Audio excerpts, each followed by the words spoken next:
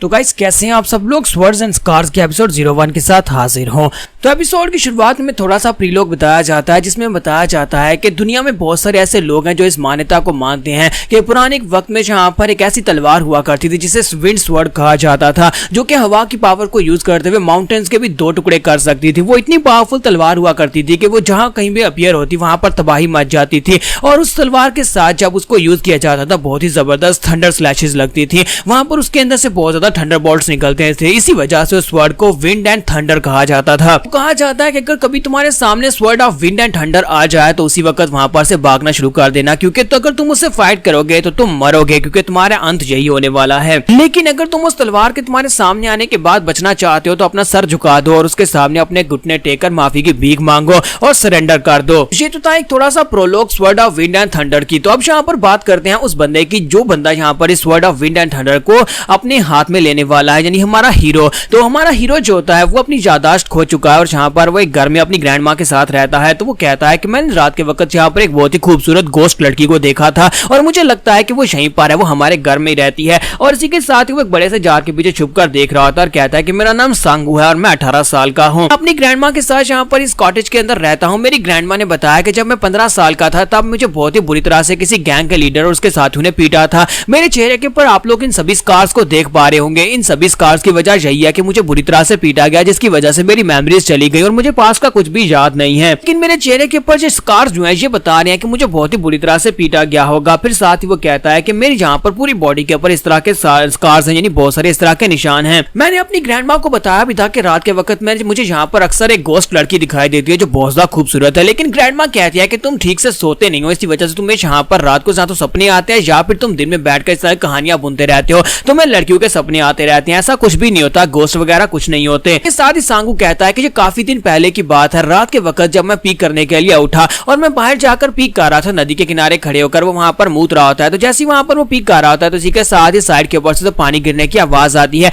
तो वो कहता है कि ये क्या, मेरे मूतने की आवाज इतनी तेज कैसे हो गई। तो फिर साथ ही वो साइड के ऊपर देखता है तो वहां पर एक बहुत ही खूबसूरत लड़की जो होती है वो नहा रही होती है। तो वो उसी नदी के पानी के साथ वहां पर नहा रही होती है और उसे देखने के बाद से काफी ज्यादा हैरानी होती है कि आधी रात के वक्त यहाँ पर एक खूबसूरत लड़की पानी के किनारे नहा कैसे रही है। और इसी के साथ ही वो लड़की जो होती है अपनी चादर उतारती है और चादर अपने आप से उससे कवर करती है और साथ उसके सामने आकर खड़ी हो जाती है, क्योंकि हमारा सांगू जो होता है वहां पर उसे देख लेता है और वो लड़की उसके सामने आकर खड़ी हो जाती है और वो उसके सामने आकर कोई बात नहीं करती बल्कि चुपचाप खड़ी होती है। और इसी के साथ ही हमारा सांगू से कहता है कि रात के वक्त यहाँ पर नहाना काफी ज्यादा अच्छा है, मुझे लगता है कि तुम्हें भी रात को नहाना अच्छा लगता है। सांगू जैसे वहां पर उससे बात करने के लिए अपने हाथों को उठाता है ताकि इशारा करके उससे बात कर सके। इसी के साथ ही उसकी जो पैंट होती है वो उतर जाती है और वो नीचे गिर जाती है। तो वो लड़की उसकी उतरी पैंट की तरफ देखती है। तो हमारा सांगू जो होता है इसी के साथ ही वो जल्दी से अपनी पैंट उतारता है और कहता है कि प्लीज माफ कर देना, प्लीज माफ कर देना, मेरी पैंट यहाँ पर गिर गई। और इसी के साथ ही वो लड़की बड़ी तेजी के साथ उसके पास से गुजरती है। वो उसकी तरफ आगे भागती है और उसके पास से गुजरते हुए उसकी नेक के ऊपर वहां पर अपना हाथ मारकर चली जाती है, जिसकी वजह से हमारा सांगू जो होता है वहीं पर बेहोश हो जाता है।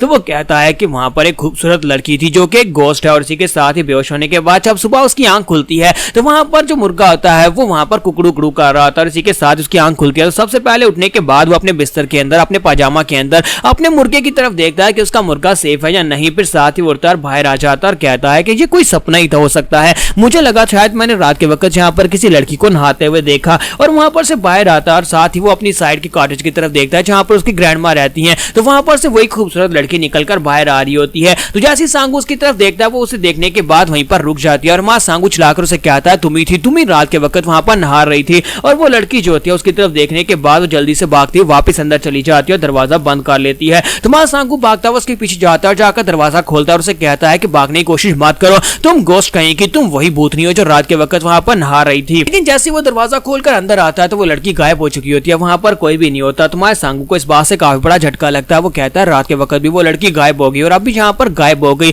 एक बंद कमरे के अंदर से वो गायब कैसे हो सकती है। मुझे यहाँ पर इस बात का कंफर्म हो चुका है कि ये लड़की वाकई में गोस्ट है। और इसी के साथ सीन प्रेजेंट में आता है। सांगू कहता है कि आज तो मैं यहाँ पर उस गोस्ट को पकड़ कर ही रहूंगा, ग्रैंड माँ बाहर गई हुई है और मैं यहाँ पर उस गोस्ट लड़की को जरूर पकड़ लूंगा। तो लगता है कि वो यहाँ पर हमारे घर में से चीजें चोरी करने के लिए आती है। तो काफी देर वहां पर इंतजार करने के बाद कोई भी नहीं आता और इसी के साथ से ग्रैंड माँ की आवाज आती है। ग्रैंड माँ से कहती है सांगू तुम यहाँ पर क्या कर रहे हो, मैं तुम्हें कितनी बार कह चुकी हूँ कि यहाँ पर कोई भी गोस्ट नहीं है और तुम यहाँ पर बार बार गोस्ट को पकड़ने की कोशिश करते रहते हो। तो वो कहता है कि नहीं, इस बार मैं उस गोस्ट लड़की को जरूर पकड़ लूंगा। तो ग्रैंड माँ से कहते हैं कि बच्चे मैं तुम्हें कितनी बार कहूँ कि रात के वक्त जाकर तुमने कोई सपना देखा होगा जहाँ पर कोई भी घोस्ट लड़की नहीं है जिसे तुम जहाँ पर देखते हो वो तुम्हारे सपनों में होगी। तो वो कहता है नहीं ग्रैंडमा, मैंने जहाँ पर उसे देखा था, मुझे लगता है कि वो जहाँ पर हमारे घर से चीजें चोरी करने के लिए आती है। एक तो वो भूतनिया और ऊपर से वो यहाँ पर चोर भी है। तो ग्रैंडमा उसे कहती है कि अपनी बकवास बंद करो सांगू, जल्दी से यहाँ पर आओ और आकर मेरे इस टोकरे को उठाओ क्योंकि मेरी गर्दन में दर्द होता जा रहा है और तुम जहाँ पर खड़े खड़े बकवास किए जा रहे हो। और इसी के तहत सांगू भागता हुआ जाता है, जाकर उसके सर के ऊपर से सेबू की टोकरी को उतारता है और उससे कहता है कि क्या आप वाकई में माउंटेन पर गई थी, लेकिन आपको सुबह माउंटेन पर जाने की क्या जरूरत थी, आप मुझे कह देती मैं वहां पर से जाकर इन सारे एप्पल्स को तोड़कर ले आता। तो ग्रैंडमा उसे कहती है कि तुम्हें भूख लगी होगी, चलो आओ हम लोग पहले मार्केट में चलते हैं और वहां पर से कुछ खाने के लिए लेकर आते हैं। तो सांगू उसे कहता है कि ग्रैंडमा मेरी एक बात तो बताएं, मुझे एक बात बताएं, क्या वाकई में जहां पर भूतनियां जो होती हैं वो फेरीज की तरह बहुत ज्यादा खूबसूरत भी हो सकती हैं। तो वो उसे कह जाए कि इस बात का क्या मतलब है। तो सांगू से कहता है कि जब मैंने पहली बार उस लड़की को देखा था, उस भूतनी को देखा था, तो उसे देखने के बाद वो लड़की जो थी वो मुझे देखने के बाद ब्लश कर रही थी और बहुत ज्यादा खूबसूरत भी थी, लेकिन मुझे देखने के बाद ब्लश कर रही थी। तो इसी के साथ उसकी ग्रैंडमा जो होती है उसकी बात सुनने के बाद ब्लश करना शुरू कर देती हैं और हमारा सांगू वहां पर इस बात को लेकर काफी ज्यादा खुश हो रहा था। फिर साथ ही वो लोग वहां से बाजार पहुंच जाते हैं। तो बाजार में जहां पर डिफरेंट शॉप्स होती हैं, क्योंकि बाजार है तो शॉप्स तो होंगी ही, और इसी के साथ ही वो लोग खाने की शॉप के बाहर जाकर बैठे होते हैं। वहीं पर बैठे बैठे हमारा सांगू जो होता है वो ग्रैंडमा से कहता है कि ग्रैंडमा मुझे एक बात की समझ नहीं आ रही, लगता है कि मैंने कोई बहुत ही बुरा काम किया होगा जिसकी वजह से उन गैंग्स के लोगों ने मुझे इतनी बुरी तरह से पीटा होगा। जरा देखो तो सही मेरे चेहरे के ऊपर कितने बड़े बड़े स्कार्स बने हुए हैं। अगर यहाँ पर गौर से स्कार्स की तरफ देखा जाए तो ऐसा लगता है जैसे किसी ने यहाँ पर छुरी या चाकू या फिर तलवार का यूज किया होगा मेरे चेहरे के ऊपर इतने स्कार्स देने के लिए, क्योंकि यहाँ पर बीटिंग यानी पंच मारने की वजह से तो इतने स्कार्स नहीं बन सकते। हमारा सांगू जब वहां पर ग्रैंडमा से पूछ रहा था तो उसकी ग्रैंडमा आगे से उसे कोई जवाब नहीं दे पाती। तो इसी के साथ वो शॉपकीपर जो होता है वो बीच में पड़ जाता है और कहता है सांगू यहाँ पर बहुत ज्यादा धूल मिट्टी उड़ रही है, क्यों ना हम लोग यहाँ पर गली में पानी फेर दें ताकि यहाँ पर धूल मिट्टी ना उड़े। और इसी के साथ ही वो दोनों जो होते हैं वहां पर से बाल्टी उठाते हैं और बाल्टी उठाकर वहीं पर गली के अंदर पानी डालना शुरू कर देते हैं ताकि वहां पर से मिट्टी ना उठे। और दूसरी तरफ साथ ही में दिखाया जा रहा था कुछ सोल्जर्स जो होते हैं वो अपने घोड़ों के ऊपर उसी गांव की तरफ आगे बढ़ रहे होते हैं। उन्हें शायद जहां पर कोई इन्फॉर्मेशन मिली होती है, वो किसी को ढूंढने के लिए जहां पर आए होते हैं। तो हमारा सांगू और वो शॉपकीपर जो होता है वो दोनों वहां पर पानी छिड़क रहे होते हैं। तो इसी के साथ ही शॉपकीपर उसे कहता है कि जरा सच्ची बताना, क्या वाकई में जिस घोस्ट लेडी को तुमने देखा था वो बहुत ज्यादा खूबसूरत थी? तो सांगू से कहता है कि हाँ वो बहुत ज्यादा खूबसूरत थी, मैं तुम्हें पहले ही बता चुका हूँ, मैं पहले भी उसे देख चुका हूँ, वो बहुत ज्यादा खूबसूरत है। और इसी के साथ ही वो वहां पर ब्लश करना शुरू कर देता है। साथ उसे कहता है कि चांद की रोशनी में वो बिल्कुल बहुत ज्यादा प्यारी और फेरी की तरह लग रही थी, वो बिल्कुल एक भूतनी नहीं लग रही थी और ऊपर से उसने कपड़े भी नहीं पहने हुए थे जिसकी वजह से वो और भी ज्यादा खूबसूरत लग रही थी। तो ये बात सुनने के बाद शॉपकीपर उसे कहता है कि हाँ मुझे तो यहाँ पर तुम्हारी बातें सुनकर ही बहुत ज्यादा एक्साइटमेंट हो रही है। सांगू से कहता है कि हाँ मुझे भी काफी अच्छा लग रहा है किसी ऐसे को बताकर जिसे मेरी बात के ऊपर भरोसा है। तो इसी के साथ शॉपकीपर उसे कहता है कि अगर वो लड़की भूतनी ही होती लेकिन मेरी जिंदगी में आई होती यानी मुझे मिली होती तो मैं तो कब का उसके साथ डेट पर चला जाता। जबकि ग्रैंडमा की बात सुनने के बाद चलाकर उसे कहता है कोई बकवास बंद करो, तुम यहाँ पर किस तरह की घटिया बातें कर रहे हो, भी एक छोटे बच्चे के साथ। इसी के साथ ही शॉपकीपर जो होता है उसकी बात सुनने के बाद फिर से वहां पर पानी पोर करना शुरू कर देता है, लेकिन इस बार जब वो पानी फेंकता है तो वो घोड़े के ऊपर जाकर गिरता है क्योंकि उसके सामने वो सोल्जर्स आकर खड़े हो जाते हैं और पानी उसके घोड़े के पांव के ऊपर जाकर गिरता है। और सोल्जर्स जो होते हैं वो सभी उनको गुस्से की निगाह के साथ वहां पर देख रहे होते हैं और सभी गांव वाले जो होते हैं वहां पर इकट्ठे हो जाते हैं क्योंकि अब यहाँ पर कुछ सोल्जर्स आ गए और सोल्जर्स आ जाते हैं। तो और वो घुड़सवार काफी ज्यादा खतरनाक लग रही होती है और वहां पर आसपास जितने गांव वाले होते हैं वो सारे के सारे अपने हाथ में कोई ना कोई वेपन लेकर उनके आसपास जमा हो रहे होते हैं क्योंकि उन्हें लगता है कि यहाँ पर उनके पास अटैक होने वाला है, क्योंकि सोल्जर्स आए तो कोई ना कोई मुश्किल तो जरूर क्रिएट करेंगे। इसी के साथ उन घुड़सवारों का जो कैप्टन होता है वो उन सभी से कहता है कि सभी लोग शांत हो जाओ, हम लोग तुम्हारे गाँव को लूटने के लिए या फिर तुम्हारे लिए बिल्कुल भी नहीं आए, हम लोग यहाँ पर तुम्हारे गाँव के रिप्रेजेंटेटिव से बात करना चाहते हैं। तो इसी के साथ उनके गाँव का मेयर जो होता है निकलकर सामने आ जाता है और कहता है कि मैं इस गाँव का मेयर हूँ, बताइए आपको क्या चाहिए। तो इसी के साथ ही उसके सामने एक पोस्टर करते हैं और उसे कहते हैं कि क्या तुमने इस लड़की को यहाँ पर देखा है। और इसी के साथ ही वो जो पोस्टर होता है वो उसी लड़की का होता है, उस भूतनी का जो रात के वक्त हमारे सांगू को दिखाई देती है। तो वो कहता है कि नहीं, हम लोगों ने इस तरह की लड़की को अपने गांव में कभी नहीं देखा। तो जैसे वो उसे ये बात कहता है, इसी के साथ ही मां सांगू चिल्लाकर कहता है ये तो वही लड़की है, ये तो वही भूतनी है जिसे मैंने रात में देखा था। ये बात सुनते ही वो गार्ड जो होता है वो काफी हैरान होता है, जबकि इसी के साथ ही हमारे सांगू के साथ जो शॉपकीपर होता है उसका मुंह बंद करवाता है और कहता है कि ये तो बस एक बच्चा है जो यहाँ पर भूतों के बारे में इस तरह की बातें करता रहता है, ऐसा कुछ भी नहीं है, लगता है कि ये रात के वक्त सपने देखता रहता है, इसी वजह से इसने इस तरह की बात कर दी, प्लीज इसकी बात को इग्नोर कर दें। लेकिन इसी के साथ ही वो जो सोल्जर होता है वो अपनी तलवार निकाल लेता है और कहता है कि अपनी बकवास बंद करो और जल्दी से साइड के ऊपर हटो, और साथ ही अपनी तलवार सांगू के सामने करता है और कहता है कि लड़कियां बकना स्टार्ट करो कि तुमने इस लड़की को कहां पर देखा है, अगर तुमने यहाँ पर गलत बताया तो फिर तुम्हें मार डालूंगा। जबकि ग्रैंडमा उसके सामने आकर खड़ी हो जाती है और उसे कहती है तुम यहाँ पर क्या कर रहे हो, इस तलवार को मेरे बच्चे के सामने मत करो, इससे मेरे पोते को यहाँ पर चोट लग सकती है। जबकि मेयर भी उसे कहता है कि सर आप जिस बंदे को ढूंढने की कोशिश कर रहे हैं वो इस गांव में नहीं है, मैं जहां पर इस बात की श्योरिटी देता हूं।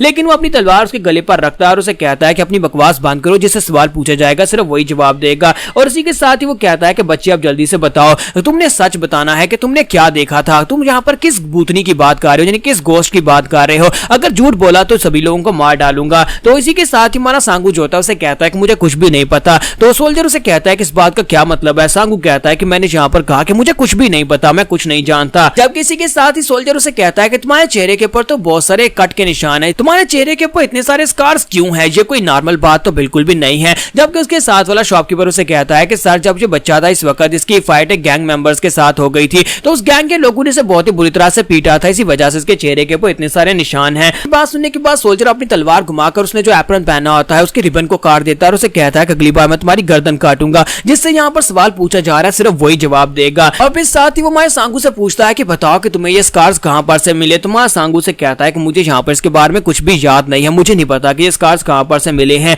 तो सोल्जर कहता है कि लगता है कि तुम ऐसे नहीं बताओगे। और ग्रैंडमदर उसके सामने आकर खड़ी हो जाती है और उसे कहती है कि मेरा बच्चा यानी मेरा पोता जो है वो अपनी मेमोरीज खो चुका है, इसे कुछ भी याद नहीं है, ये बहुत ज्यादा यंग और बहुत ज्यादा नाइव है, इसलिए प्लीज यहाँ पर इसे माफ कर दो। लेकिन इसी के साथ ही वो कैप्टन जो होता है उसके ग्रैंडमा के मुंह पर थप्पड़ मार देता है। जब उसके मुंह पर एक जबरदस्त थप्पड़ मारता है और उसे कहता है कि ग्रैनी तुम्हें कहा ना कि यहाँ पर बीच में मत बोलो, तुम सभी लोग यहाँ पर मेरी बात को समझ क्यों नहीं रहे, अगर यहाँ पर दोबारा कोई बीच में बोला तो उसे मार दूंगा। लेकिन जैसे वो उसके मुंह पर थप्पड़ मारने के बाद उसके चेहरे की तरफ देखता है तो ग्रैनी के चेहरे के ऊपर से मास्क फट जाता है, क्योंकि उसने चेहरे के ऊपर एक मास्क लगाया होता है। और इसी के साथ ही वो कहता है कि इस बात का क्या मतलब है, तुमने अपने चेहरे के ऊपर मास्क क्यों लगा रखा है, जल्दी से अपना मास्क उतारो। लेकिन इसी के साथ ही वो ग्रैनी जो होती है अपने हाथ से अपना नाइफ निकालकर सामने की तरफ थ्रो कर देती है, जो कि सीधा कैप्टन की बॉडी के अंदर जाकर लगता है और वो कैप्टन वहीं पर गिरकर मर जाता है। तो कैप्टन के मरने के साथ उसके बाकी के जितने शॉपकीपर्स होते हैं वो सारे के सारे उनके वेपन्स लेकर आगे बढ़ते हैं। तो सिटी मेयर कहते हैं कि लगता है कि मैं फिर से यहाँ पर से भागकर जाना पड़ेगा। और बाकी के जो गार्ड्स होते हैं वो सेंटर में खड़े होते हैं और बाकी के यहाँ पर जितने भी शॉपकीपर्स होते हैं वो सारे के सारे ग्रैनी के अपने ही लोग होते हैं और वो सभी लोग अपनी तलवारें निकाल कर आगे बढ़ते हैं और ग्रैनी से कहते हैं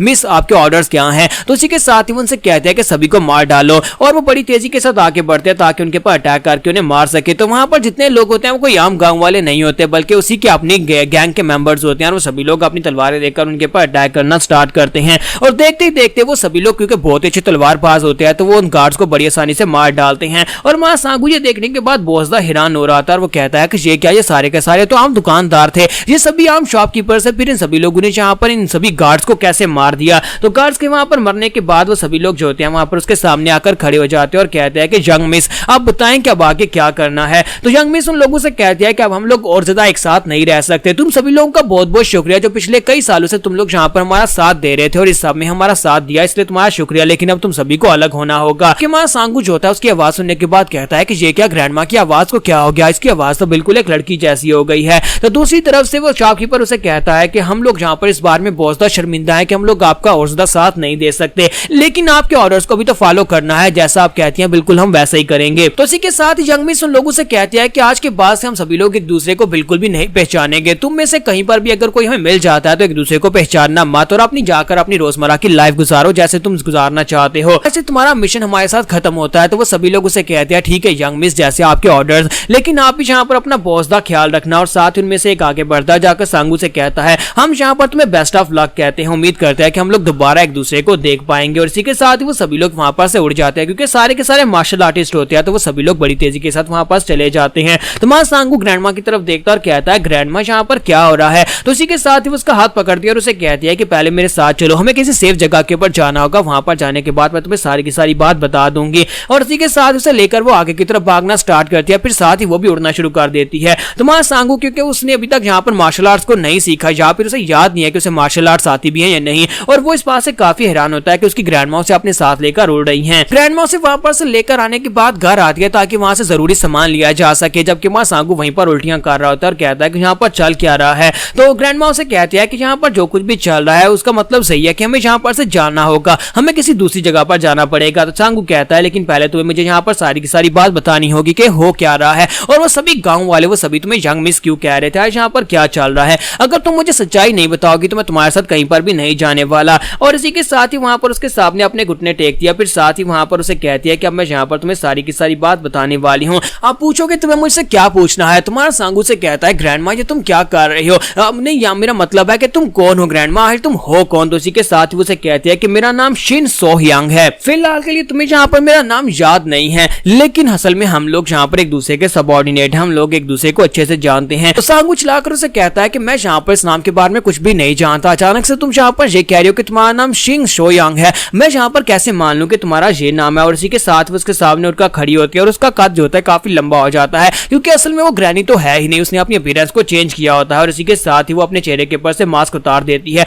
और उसके नीचे से वही खूबसूरत भूतनी निकल आती है। तो वो उसे कहता है कि ये क्या, तुम तो वही गोस्ट हो, मैंने तुम्ही को उस रात देखा था और फिर साथ ही मैंने तुम्हें वहां पर किचन में भी देखा था। तो वो उसे कहती है प्लीज यंग मास्टर, प्लीज मुझे माफ कर दीजिएगा, मुझे यहाँ पर अपना रूप बदलना पड़ा क्योंकि सभी लोग मेरा चेहरा पहचानते हैं, इसी वजह से मुझे यहाँ पर आपकी सेफ्टी के लिए अपना रूप बदलकर आपके साथ रहना पड़ा। हर रात मैं आपकी बॉडी के ऊपर एक्यूपंक्चर टेक्निक को यूज करती हूँ ताकि आप पूरी रात सोते रहें और आप जागे नहीं, ताकि मैं यहाँ पर अपनी असल रूप में बाहर रह सकूं। लेकिन पिछले कुछ दिनों से मेरी एक्यूपंक्चर की टेक्निक जो है वो आपके पास ज्यादा काम नहीं कर रही, उसका असर कम होता जा रहा है, क्योंकि आपकी बॉडी के अंदर आपकी जो इंटरनल पावर्स हैं वो जागती जा रही हैं। जैसे जैसे आपकी पावर्स वापस आ रही हैं वैसे वैसे मेरी एक्यूपंक्चर टेक्निक आपके ऊपर काम नहीं कर रही। मां सांगू से कहता है कि तुम किस इंटरनल स्ट्रेंथ की बात कर रही हो, मेरे पास तो कोई इंटरनल स्ट्रेंथ नहीं है और ना ही कभी मैंने मार्शल आर्ट्स को सीखा है, लेकिन तुम लोग हो कौन और तुम लोग मेरे लिए सब कुछ कर रहे हो। तो मिस शेन उसे कहते हैं कि हमारे पर तुम्हारे एहसान है, इसी वजह से हम लोग यहाँ पर उस एहसान का बदला चुकाने के लिए तुम्हारे साथ हैं। हम लोगों ने कसम खाई थी कि हम लोग बाकी की सारी जिंदगी यहाँ पर तुम्हारी प्रोटेक्शन में गुजारेंगे, यानी कि तुम्हें प्रोटेक्ट करेंगे।